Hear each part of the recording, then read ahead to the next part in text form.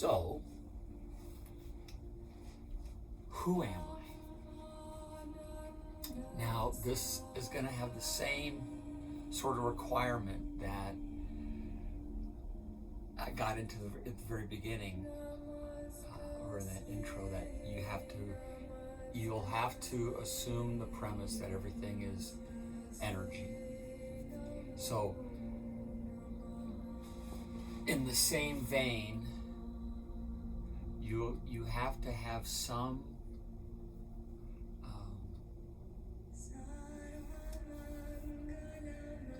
belief, knowing, faith. I don't, and hope. I mean, faith, I guess, is different. Hope is not. That's outside of us. That's not. So this is all things that reside inside. So,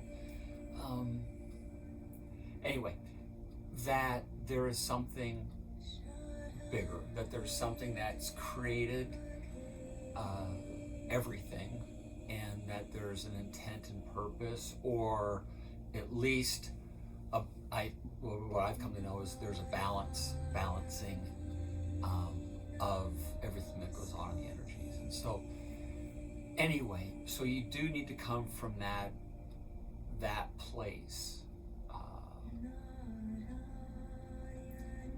And so the best way that I can describe it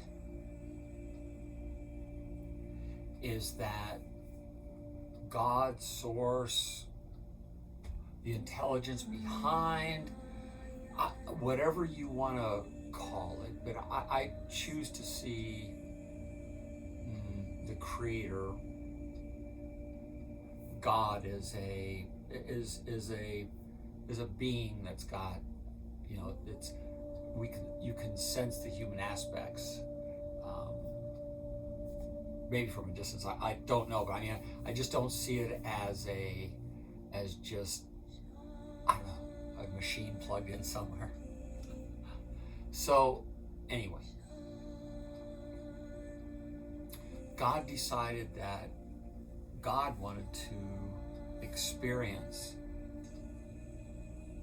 God had created the universe and the expanses and everything around that. Created sort of a dreamland that had no form, no shape, but had all potential. And there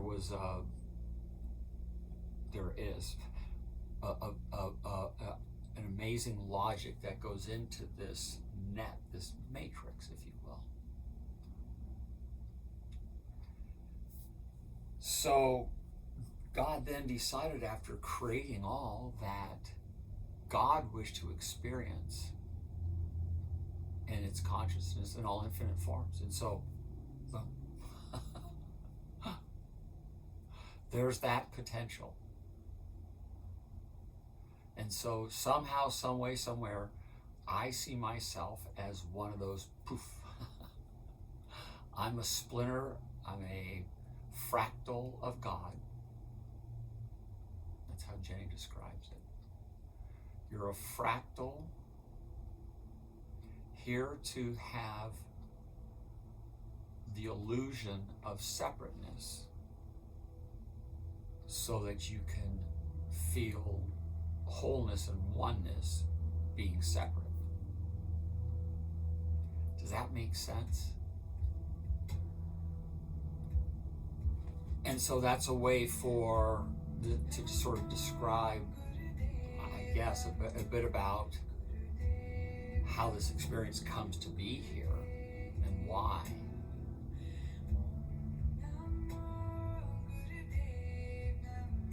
So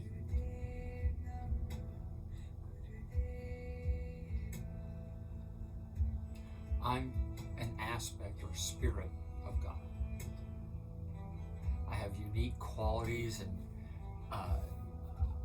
likes and dislikes. My daughter and I are very much alike, and I get along with no one better than her. I'm her best friend. She's my best friend, and that we're not kidding. There's just, it is, but we don't need to see each other every day. We see each other every 2 to 3 months for a few days when she's here, and we spend just the right amount of time. and it's just what we need to reach. So she can recharge and go back to New York City and do her thing, come back and we do it again. We touch base every couple of days, but we are on such the same wavelength. Our conversations are pretty seamless. Very seamless, actually. Very filled with information, very filled with wonderful thoughts, learnings, knowings. What we share and how we share it, it's never programmed. It just flows, and it's just an amazing experience. And yet, we are different in so many ways.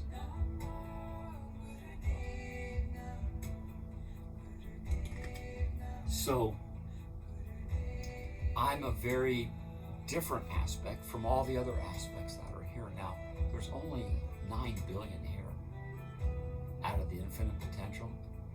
Not much of a sampling, wouldn't you agree?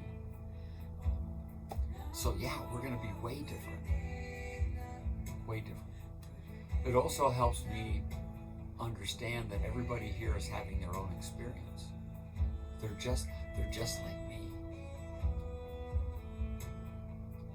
No one's getting in my stuff. I work on my own business. We all should. Don't worry about the others. They'll take care of themselves.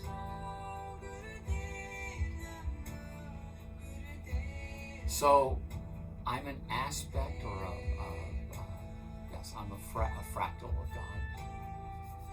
And this spirit path, I know, has certain traits that I know carry with me from incarnation to incarnation. Again, gotta go back to 101. Everything's energy, and this is just sort of a library of energy. So,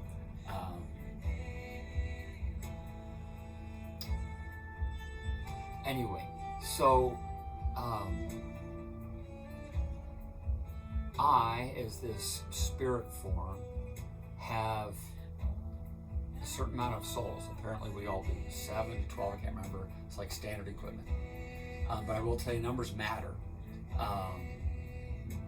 No matter, they matter because they are a matter. So anyway, so the number is very important. But we're still talking about what am I? So now that's at the higher plane. Now at the higher level of me, I gift what's known as a soul to a reality. And so now you can think of, you're sitting back in your God space, being exactly who you are, what you are, and you're either part of the collective where you're doing something and everybody else is doing the same thing, but in a different way, or God knows, maybe they're all focused on one, I have no idea. All the others have nothing to do with it. It's just everybody's focused on just your beingness. Could be, doesn't matter. However it comes into form, it comes into form. However that logic works. However I decide as spirit where are the souls, that's all, okay. That's okay. I don't have to get that. That's not helpful for me now.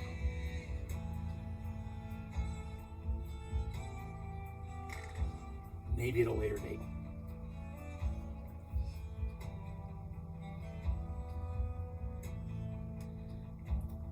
So you gift a soul to this realm, this spot in this matrix, tiny spot. And you are the part of spirit that lives inside the carbon form that takes place. Made out of energy, but it does replicate to a carbon form in your holographic universe. So anyway, and so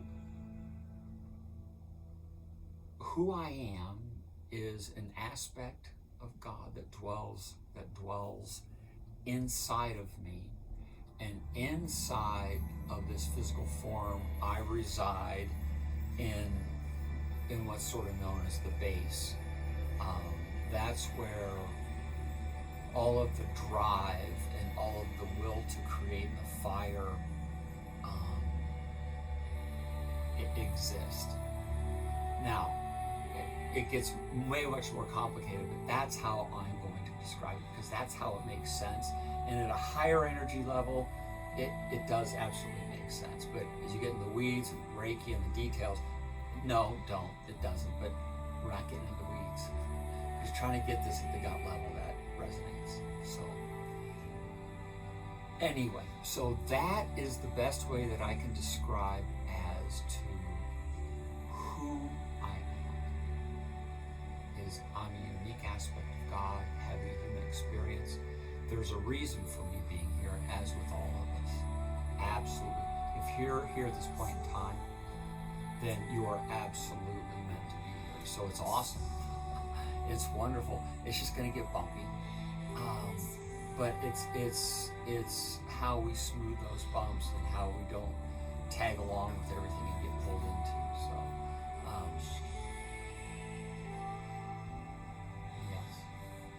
But anyway, that is who I am. My guess is it's close to who you are, but I don't know. I can only speak for myself. So, okay, that's it. Peace.